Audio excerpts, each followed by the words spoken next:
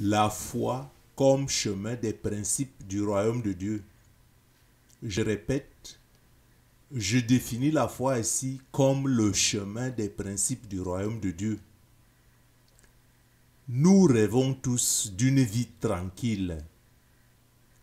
Cependant, beaucoup de chrétiens s'imaginent que prier Dieu, prier le Dieu Tout-Puissant, doit rimer avec une vie tranquille. Synonyme que leur vie doit être sans problème. Or, Dieu n'est pas une solution de second choix quand tout va mal. Dieu est le premier choix. Dieu doit avoir la première place en toutes choses. Dieu est la solution de notre vécu quotidien. Une vie qui rime avec la tranquillité, signe de la puissance de Dieu qui domine toutes choses, est un leurre. Car Dieu a un ennemi et la guerre cessera quand tout sera rétabli dans son ordre. Beaucoup ont abandonné leur foi parce qu'ils pensent qu'il suffit de prier Dieu pour que les problèmes dans leur vie cessent. Une telle façon de penser montre une immaturité spirituelle et doit amener ceux-là même qui pensent ainsi à mûrir encore dans la foi et prendre comme habitude d'étudier de près la parole de Dieu et de suivre le chemin de ceux qui ont suivi Jésus. Suivre le chemin d'étudier la parole de Dieu, la parole qui est une lampe à nos pieds, nous qui aimons Dieu et qui mettons toute notre confiance en lui. Cette lampe qui est la parole de Dieu est aussi notre miroir, parce qu'il faut se refléter, se référer au miroir de Dieu qui est l'évangile écrit dans la Bible, qui seul éclaire notre sentier et doit influencer notre pensée pour renverser les raisonnements et toute hauteur qui s'élève contre la connaissance de Dieu et amène toute pensée, toute notre pensée captive à l'obéissance de Jésus-Christ. Si un adage populaire nous enseigne de tout lire, de lire tout ce qui nous tombe sous la main, je m'étonne et je me demande pourquoi beaucoup de chrétiens résistent-ils toujours et encore à lire eux-mêmes les Saintes Écritures, même tant il est vrai que l'accès de la compréhension n'est pas donné à tous. Mais n'est-il pas écrit que si quelqu'un manque de sagesse, qu'il la demande à Dieu? Je me réfère ici à l'épître de Jacques, chapitre 1, verset 5. Donc la parole de Dieu qui ne nous présente pas seulement le sacrifice de Jésus, mais qui nous demande de l'accepter dans notre vie. Et si nous joignons donc la parole de Dieu au sacrifice de Jésus à la croix, cela brise le joug et l'oppression de Satan dans nos vies. Et pour en revenir au rêve d'une vie tranquille pour un chrétien, je fais ici distinctement une différence nette entre une vie tranquille sans épreuve et la paix de Dieu qui est notre partage même au milieu des tempêtes. Je parle ici de la paix intérieure qui est un don de Dieu qui est indépendamment des circonstances qui nous environnent. Cette paix qui est donc notre partage, même au milieu des tempêtes et des épreuves de la vie. Car nous disent les Écritures, le royaume de Dieu, ce n'est pas le manger et le boire. Ce n'est pas notre pain quotidien que nous recherchons. Nous devrions naturellement rechercher.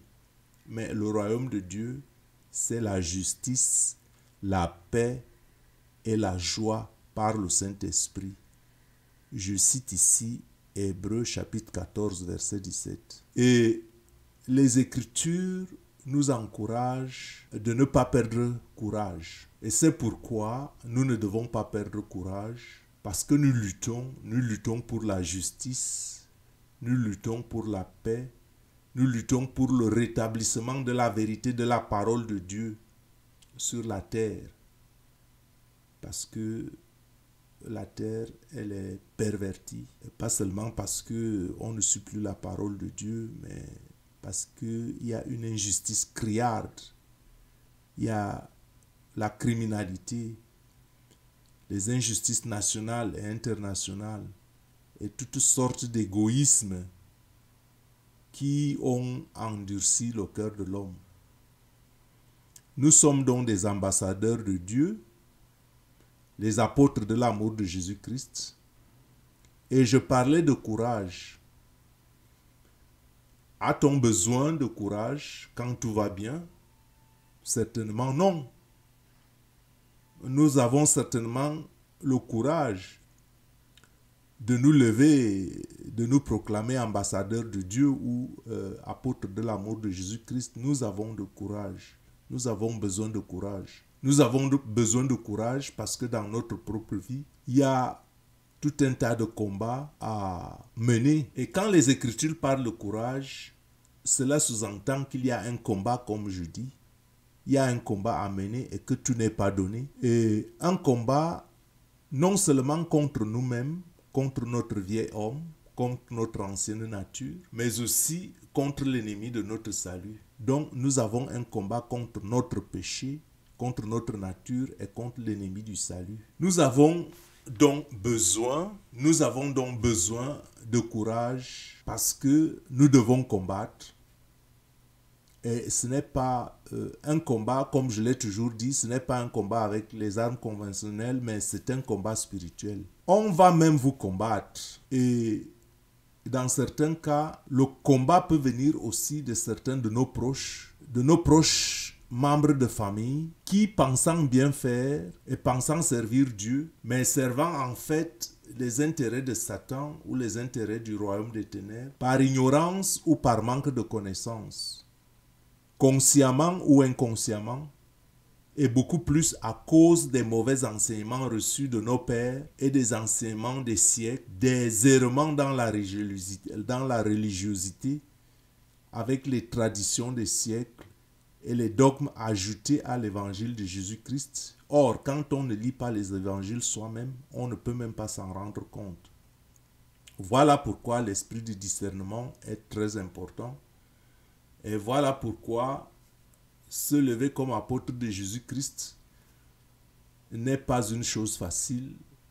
C'est une chose qui nécessite du courage pour parler au nom de Dieu devant un monde où tout semble être sens dessus-dessous. Il faut avoir du courage pour parler de Dieu. Et c'est peut-être la raison pour laquelle Jésus disait à ses disciples: je vous envoie comme des brebis au milieu des loups. Soyez donc prudents comme des serpents et simples comme des colombes. Vous pouvez le lire vous-même en Matthieu au chapitre 10, verset 16. Notre chemin de chrétien est donc parsemé d'embûches, je dirais, d'épreuves, de tribulations. Et voilà peut-être pourquoi aussi l'apôtre Paul nous exhorte en 2 Corinthiens au chapitre 4, verset 16 à 18. Et je cite: « Et alors même que notre corps extérieur se détruit, notre corps extérieur se détruit peut-être à cause des oppositions et des combats que nous avons à mener, l'usure du temps, les fatigues. Alors que notre homme extérieur se détruit, notre homme intérieur se renouvelle de jour en jour. Donc il faut prendre courage, il faut renouveler ses forces par la force de l'évangile, par la parole de l'évangile, renouveler son intelligence jour en jour. Car, dit Paul, je continue, car nos légères afflictions du moment présent produisent pour nous, au-delà de toute mesure, un poids éternel de gloire. Parce que nous regardons non point aux choses visibles, mais aux choses invisibles. Car les choses visibles sont passagères et les choses invisibles sont éternelles. Les choses visibles sont passagères et les choses invisibles sont éternelles. Pour dire en clair que le chrétien vit par la foi et non par la vue. La foi est notre bouclier qui nous protège contre l'adversité, contre les oppositions, contre les orages et les tempêtes de cette vie. La foi nous donne la paix intérieure, la paix avec nous-mêmes, la paix avec ce que nous côtoyons, tant que cela dépend de nous, la paix avec Dieu. La foi est donc notre ancre d'assurance. La foi allège notre croix. La foi allège notre croix car Christ lui-même a dit à ses disciples, si quelqu'un veut venir après moi, qu'il renonce à lui-même, qu'il se charge de sa croix et qu'il me suive. Ça veut dire que une vie tranquille, quand on croit en Dieu, est presque impensable. Mais une vie de paix est possible. La paix qui vient de Dieu, la paix intérieure qui ne dépend pas des circonstances. Il est donc important que le chrétien comprenne que l'évangile de Jésus-Christ nous enseigne des chemins, des principes. Les évangiles de Jésus-Christ n'enlèvent pas la méchanceté du monde, mais peut l'atténuer. D'abord en nous-mêmes, parce que nous n'allons plus réagir de la même manière que ceux du monde. L'évangile de Jésus-Christ est un évangile de paix et cela doit commencer par nous avant que cela se répande à l'extérieur. Et c'est donc un évangile qui enseigne des chemins de principe que je peux aussi appeler principe de foi, principe de la foi. Car la situation et l'environnement de chaque chrétien peut être et est même différent, mais obéit toujours au même principe. Les principes du royaume de Dieu, celui d'aimer Dieu par-dessus toutes choses et d'aimer son prochain comme soi-même et d'avoir la foi en Dieu en priant. Aimer Dieu en toutes circonstances, quelles que soient les circonstances qui nous entourent, et le prier. Le prier même dans le trouble et dans les orages de la vie. Je termine avec cette sagesse tirée de l'évangile de Paul aux Corinthiens. Et je lis. Et comme nous avons le même esprit de foi, comprenez ici que Paul dit le même esprit de foi. C'est ce que je appelais peut-être en d'autres termes ici les mêmes principes, le même esprit de foi ou les mêmes principes. Paul dit donc que comme nous avons le même esprit de foi, qui est exprimé dans cette parole de l'Écriture, Paul continue, j'ai cru, c'est pourquoi j'ai parlé. Nous croyons aussi et c'est pour ça que nous parlons. J'aurais pu dire, j'ai cru, c'est pour ça que j'ai parlé. Vous aussi, vous croyez et c'est pour cela que vous devez parler. Vous pouvez lire ce passage en 2 Corinthiens au chapitre 4, verset 13. En clair, c'est à cause de notre incrédulité, si on comprend bien ce qui est dit ici. C'est à cause de notre incrédulité, notre manque de foi et surtout notre ignorance des principes de foi qui font que la majorité de nos problèmes ne trouvent pas solution ou ne trouvent pas encore de solution. Beaucoup d'entre nous ne continuent pas toujours de réciter chaque jour les mêmes mots, réciter les mêmes mots tous les jours dans leur prière.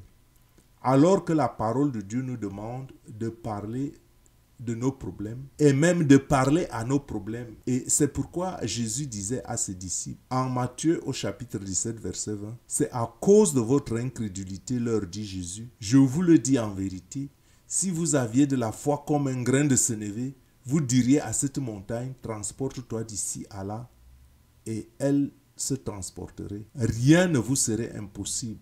Rien ne vous serait impossible. » Bon, mais il faut comprendre ici que la montagne dont parle Jésus ici, et je l'ai déjà expliqué un peu plus loin dans une autre vidéo, que la montagne n'est pas seulement la montagne physique, les montagnes sont aussi les oppositions, les montagnes sont les problèmes, les montagnes sont les tempêtes et les orages qui s'élèvent dans nos vies. Et Jésus-Christ nous dit que si nous avons de la foi, nous sommes en mesure de résoudre tout problème et que rien ne nous serait impossible. Je sais que on est ancré, on est dans un état d'esprit où on dit toujours impossible, impossible, impossible. Mais en fait même, rien n'est impossible à Dieu et que c'est un problème de foi. Ma question est donc, peut-on croire à un Dieu tout-puissant pour des résultats si médiocres? C'est une question osée. Je dis, peut-on croire à un Dieu tout-puissant pour des résultats médiocres? Nous sommes dans une alliance avec Dieu. Dieu a fait sa part. Dieu nous a donné Jésus-Christ. Dieu nous a donné Jésus-Christ qui est mort pour nous, qui nous lave de nos péchés. Quelle est notre part? Quel est notre actif? Qu'est-ce que nous faisons pour Dieu dans cette alliance? Si dans une alliance, il y a des principes ou il y a des responsabilités qui sont des parties aux deux parties de l'alliance, Dieu a fait sa part et nous attendons toujours que Dieu fasse tout pour nous. Est-ce que cela ne représente pas un manque de foi? Je sais qu'il y a des problèmes, je sais qu'il y a des problèmes, je sais que vous êtes accablés, je sais que nous sommes accablés, nous tous. Mais la foi qui peut soulever les montagnes, c'est nous qui devons la rechercher. Donc si on a appliqué des méthodes, si on a des méthodes de prier qui depuis 20 ans ne nous apportent rien, le fusil peut quand même changer d'épaule et essayer de voir autre chose, de lire, de s'améliorer, de prendre la parole, de l'examiner. Mais quand tu as refusé de lire les Écritures, ça, je ne l'ai jamais compris. Je m'arrête ici et ce n'est pas que je blâme. Je veux seulement vous encourager je veux nous encourager à faire plus d'efforts, à sortir de notre petit confort et à creuser un peu plus au profond de nous-mêmes pour rechercher ce qui pourrait entraver notre marche de voler plus haut avec Jésus-Christ dans la foi. Maintenant je prie, Seigneur Jésus, Dieu éternel, notre Père, entends notre appel, entends notre cri par Jésus-Christ. Libère-nous des traditions des siècles et donne-nous un esprit de discernement. Donne-nous l'amour pour ta parole. Brise et protège-nous de l'esprit de procrastination et de l'esprit religieux. Illumine les yeux de mon cœur.